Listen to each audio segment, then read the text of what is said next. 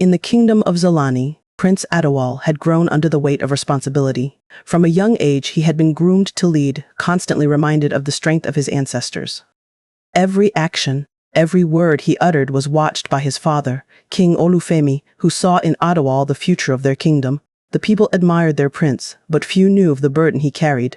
His destiny was set to rule, to conquer, and to marry a noble woman of standing. But within Adawal, there was a quiet unrest that no one could see. Adawal's heart longed for more than just the duties of a ruler. His soul yearned for something different, something he couldn't define, until one fateful day, when he wandered into the village during a festival. The air was filled with laughter, the smell of roasted meats, and the vibrant melodies of a singer, her voice unlike anything he had ever heard. He followed the sound to its source, a young woman singing with a passion that made the world around her fade away. Her name, he soon learned, was Amina. Amina was known throughout the village for her voice, a gift that seemed to pull the very essence of life into her songs. She sang of the hills, of freedom, and of a love so pure that it moved the hearts of all who heard her. Her songs were the only escape from the hardships of her impoverished life. But for Amina, they were also a reflection of her hope for a better world. When Prince Adawal approached her that day, she had no idea who he was. To her, he was just another man captivated by her songs. Their conversation was brief, but something in the prince's eyes told Amina that this was no ordinary encounter. Adawal, for the first time, felt alive in her presence. The more he listened to her voice, the more he realized how distant the palace seemed from the life he truly wanted.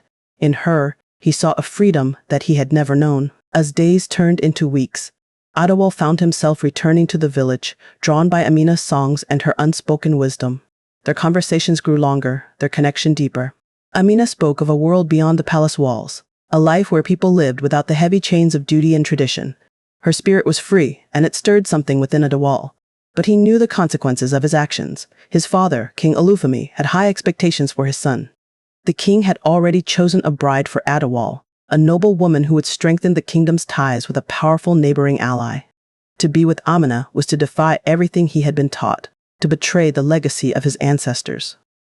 Yet, the thought of losing her filled him with dread. Love, for the first time in his life, felt more important than duty. Word of Adawal's frequent visits to the village did not go unnoticed. Rumors began to spread, whispers that reached the ears of the king. King Olufemi was furious when he learned that his son had been consorting with a commoner. To the king, this was not just a lapse in judgment, it was a betrayal. The prince's destiny was to secure the future of the kingdom, not to fall in love with a singer from the village. Adawal was summoned to the throne room, where his father's anger was palpable.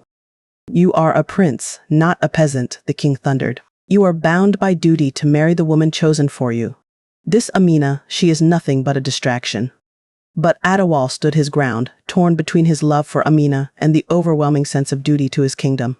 The king's threats weighed heavy on him, yet his heart would not let him forget the woman who had awakened something profound within him. After the confrontation with his father, Adawal knew he could not keep his relationship with Amina a secret any longer.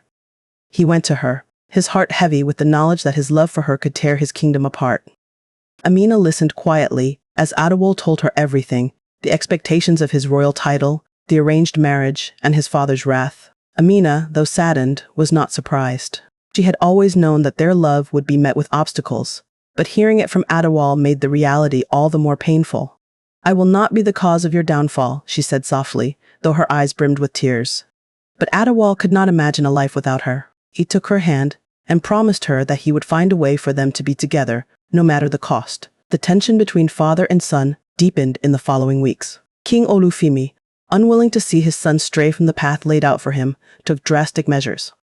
He announced the engagement of Prince Adawal to the noble woman, Princess Zab, a political match that would secure the kingdom's alliance with a neighboring nation. The announcement sent shockwaves through the kingdom.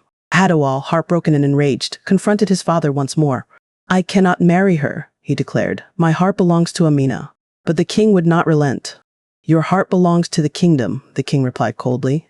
"You will marry Zab, or you will forsake your title." With those words, Adawal realized just how high the stakes had become. Faced with an impossible choice, Adawal made a decision that would change his life forever. He could no longer be the prince his father wanted him to be. Late one night, he went to Amina, his heart heavy but resolute. "We must leave," he told her. "The kingdom will never accept us. If we are to be together, we must forge a new life far from here." Amina, though frightened by the prospect of leaving everything she had ever known, saw the love and determination in Adawal's eyes. Together, they made plans to flee the kingdom.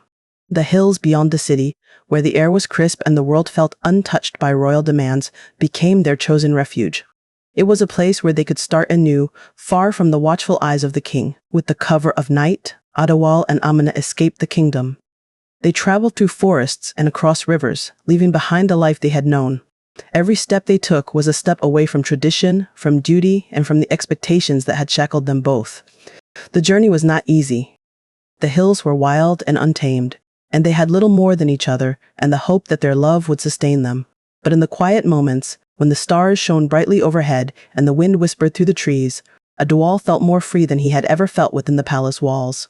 This was the life Amina had always sung about, a life of freedom and love, unburdened by the weight of royalty. In the hills, Adawal and Amina began to build a new life. They found a small village nestled between the mountains, where the people were kind and the land was fertile. Here, they were not prince and singer, they were simply two people in love, working together to create something beautiful. Adawal learned to farm the land, while Amina's psalms filled the air, bringing joy to their new community. Though the simplicity of their life brought them peace, there was always a shadow of uncertainty. Adawal knew that his father would not let him go so easily. The king would see his departure as an act of treason, and it was only a matter of time before the kingdom came searching for him. Back in Zolani, King Olufemi was livid when he discovered his son had fled the kingdom. To him, Adawal's departure was not just an act of rebellion, it was a threat to the stability of the entire kingdom. Without Adawal's marriage to Zab, the alliance with the neighboring kingdom was in jeopardy, and without an heir, the future of the royal line was uncertain. The king sent his most trusted soldiers to find Adawal and bring him back, dead or alive. The search party scoured the kingdom, but Adawal and Amina had vanished into the hills, far beyond the reach of the palace guards. Yet, the king was relentless. He would not rest until his son was returned, even if it meant going to war with the neighboring kingdoms. As Adawal and Amina settled into their new life, the fear of discovery lingered over them. Each time strangers passed through the village, they worried that the king's soldiers might be among them, but despite the constant threat, their love flourished. Adawal learned the ways of the village, how to farm, how to hunt, and how to live humbly. For the first time in his life, he felt at peace, away from the burdens of royalty. Amina's songs became a staple of village life, bringing hope and light to those around her. The villagers admired her spirit and kindness. And over time, Adawal became known as a hard-working man, with no mention of his royal lineage. Still, in the quiet moments, Adawal couldn't help but wonder how long their peace would last. He knew his father wouldn't give up easily. In the palace, King Olufemi's frustration grew. Adawal's disappearance was not only a personal insult, it was a political disaster. The neighboring kingdom, whose alliance depended on Adawal's marriage to Princess Zab, grew restless. Without the marriage, the peace treaty between the two nations was at risk. King Olufemi, desperate to maintain power, considered the unthinkable. He sent an ultimatum to the neighboring kingdom. If they did not accept his son's marriage or agree to a new arrangement, he would prepare for war. It was a gamble, but Olufemi was willing to take it. He would rather risk conflict than let his son's defiance destroy their legacy. While Adawal grew accustomed to his new life, Amina began to have troubling dreams. Night after night, she dreamed of fire, soldiers, and a battle that seemed to tear apart the hills they called home. In the dreams, Adawal stood at the center, torn between two forces, his duty to his kingdom and his love for her. She woke each time, her heart racing, unsure if these dreams were warnings or mere figments of her imagination. Amina confided in Adawal, but he dismissed the dreams as the natural result of their fears. "We're safe here," he assured her, though he too felt the pull of his responsibilities gnawing at him. As much as he wanted to believe in their quiet life in the hills, the weight of his past remained a shadow he couldn't escape. One morning, a stranger arrived in the village, a man dressed as a common traveler, but with the bearing of someone far more important. He approached Adawal and Amina under the guise of a simple merchant, but soon revealed himself to be a messenger from the kingdom. He brought news that shook Adawal to his core. King Olufemi had issued an ultimatum, and war was on the horizon unless Adawal returned and fulfilled his duty by marrying Princess Zab. The messenger left Adawal with a choice: return to the palace, marry the princess, and save the kingdom from war, or stay in hiding and risk the lives of countless people. The weight of responsibility returned like a crushing tide, and Adawal found himself torn once again between his love for Amina and his duty to his people. As the threat of war loomed, Amina saw the conflict tearing Adawal apart. She loved him deeply, but she also knew that his heart could never truly be at peace while his kingdom was in peril.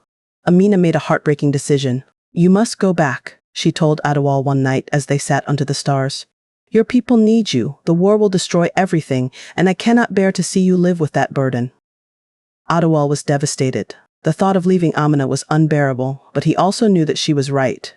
His duty to his people called him, and as much as he wanted to stay by Amina's side, he couldn't ignore the looming conflict. Amina promised him that no matter what happened, their love would remain. "I will wait for you," she whispered, though her heart broke at the thought of being apart. Adawal returned to the palace, his heart heavy with sorrow but resolute in his decision. The kingdom was in chaos. Preparations for war had already begun, and tensions with the neighboring kingdom were at an all-time high. When he arrived, the court was shocked. King Olufemi greeted him with cold satisfaction, though there was a flicker of relief in his eyes. "You have returned to do your duty," the king said. "But know this, if you defy me again, there will be no forgiveness." Adawal, with the weight of his choice pressing on him, agreed to marry Princess Sab, but only on the condition that the war preparations be stopped. The king, eager to secure the alliance, accepted. The day of the wedding was a somber affair for Adawal. Though the kingdom celebrated, Adawal's heart was not in it. Princess Zab, too, seemed aware that this marriage was nothing more than a political arrangement. She had heard of Amina and knew that her husband's heart belonged elsewhere. Despite this, Zab remained graceful, playing her part for the good of the kingdom. The ceremony was grand, filled with feasting and festivities, but for Adawal, it felt like a prison. He thought of Amina constantly, wondering if he had made the right choice. Though he had fulfilled his duty, his heart remained in the hills with the woman he truly loved. Shortly after the wedding, tragedy struck the kingdom.